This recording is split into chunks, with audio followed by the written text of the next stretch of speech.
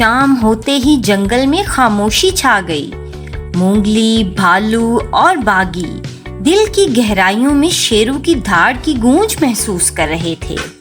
وہ جانتے تھے کہ رات آتے ہی نئے چیلنجز سامنے آئیں گے۔ بھالو اور باغی نے فیصلہ کیا کہ اب مونگلی کو ایک اہم سبق سکھانے کا وقت ہے۔ رات میں جنگل میں چلنا، باغی نے کہا، رات شکاریوں کی ہوتی ہے، لیکن یہ ان کی بھی ہوتی ہے جو اندھیرے کا صحیح استعمال کرنا جانتے ہیں۔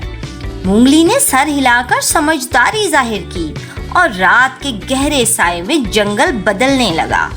رات کا ماحول عجیب سا ہو گیا تھا، راستے اجنبی لگنے لگے اور ہر آواز اور زیادہ خوفناک ہونے لگی۔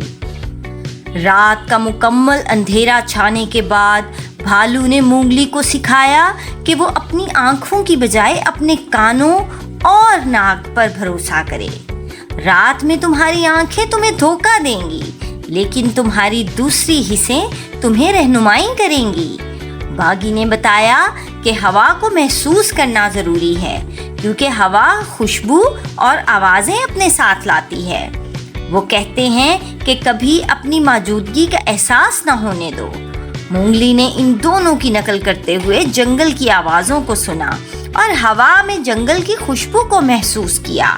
ہر طرف سے رات کا جنگل زندہ معلوم ہو رہا تھا۔ اچانک بھالو نے ہاتھ اٹھایا اور رکنے کا اشارہ کیا۔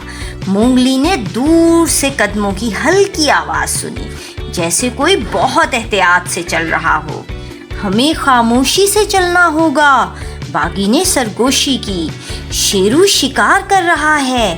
ان کے دلوں میں خوف تھا، لیکن وہ آہستہ آہستہ جنگل میں آگے بڑھنے لگے، یہ جانتے ہوئے کہ شیرو ان کے بہت قریب ہے۔ راستے میں ایک کھائی آ گئی، جسے پار کرنے کے لیے صرف ایک گرا ہوا درخت تھا۔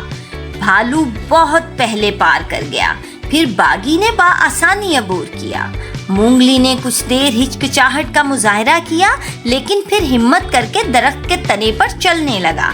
درمیان میں پہنچتے ہی مونگلی کی نظر نیچے پڑی، جہاں شیرو چھپ کر دیکھ رہا تھا۔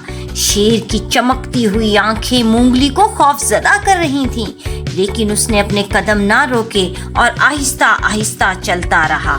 آخرکار مونگلی کھائی کی دوسری طرف پہنچ گیا۔ بھالو اور باغی نے فخر سے اس کی طرف دیکھا۔ تم نے بہت اچھا کیا مونگلی، بھالو نے کہا۔ تم نے شیرو کے سامنے بھی اپنے حوصلے کو برقرار رکھا۔ باغی نے بھی اس کی تعریف کی۔ تم سیکھ رہے ہو مونگلی، جنگل خطرناک ہے، لیکن اگر تم اس کا احترام کرو گے تو یہ تمہارا دوست بن جائے گا۔ مونگلی کو اب اپنے اندر ایک نیا اعتماد محسوس ہو رہا تھا۔ وہ جانتا تھا کہ شیرو ایک بڑا خطرہ ہے، لیکن اس کے پاس جنگل کے راز اور اپنے دوستوں کا ساتھ تھا۔